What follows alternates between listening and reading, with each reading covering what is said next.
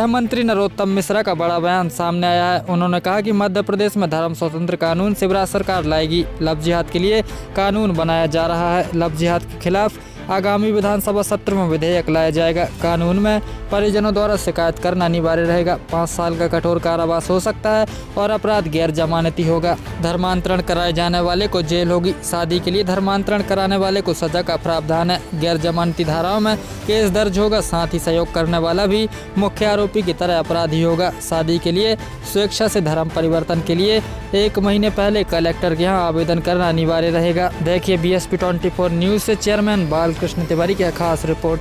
बहुत तेजी से चल रहा है, जिसको आपकी भाषा में लव जिहाद कहते हैं। ये हमारा धर्म स्वातंत्र मध्य प्रदेश धर्म स्वातंत्र विधेयक अब 2020 की हम तैयारी कर रहे हैं विधानसभा में लाने की, और इसमें हम तय कर रहे हैं कि जो प्रलोभन और बहकावा, फ्रॉड, बलपूर्वक शादी और धर्मांतरण कराने पर 5 साल का कठोर कारावास इस अधिनियम में हम रख रहे हैं।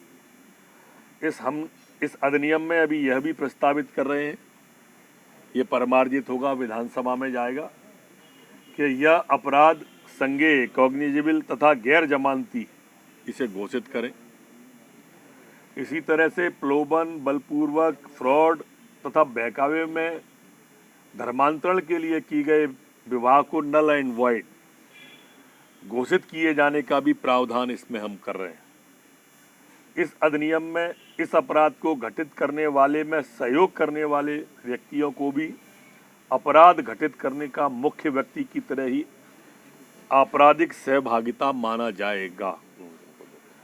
अधिनियम में कार्रवाई के लिए धर्मांतरण के लिए बाध्य किए गए व्यक्ति अथवा उसके माता पिता, भाई बहन को शिकायत करना आवश्यक होगा। शादी के लिए धर्मांतरण करने वाले व्यक्ति अथवा उसका धर्मांतरण करने वाले धार्मिक व्यक्ति को जिला दंडाधिकारी को 1 माह पहले सूचना दिया जाना आवश्यक होगा। इस अधिनियम को हम अगले सत्र में विधानसभा में ला रहे हैं।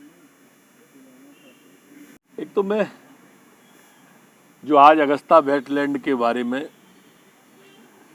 मुख्य आरोपी राजीव सक्सेना का बयान आया है, उसका जिक्र करना चाहता हूं कि उन्होंने मध्य प्रदेश के मुख्यमंत्री कमलनाथ जी के बेटे नकुलनाथ का स्पष्ट जिक्र किया है।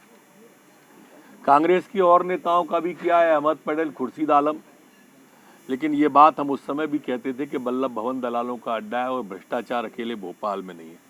जो ईमानदारी के कसीदे पढ़ते थे, अब वो बताएं, इस स्थिति को स्पष्ट करें और बोलें कि राजीव सक्सेना ने सच कहा है या झूठ कहा है, वो क्या कहा, क्यों कहा, कैसे कहा।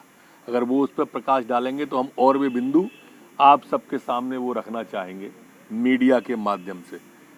कमलनाथ जी ने जिस तरह से भ्रष्टाचार किया पूरे देश के अंदर, उनके लोगों ने किया, जो उस समय छापे पड़े, उनकी अब पुष्टि हो गई है इस बयान के बाद में। एक विषय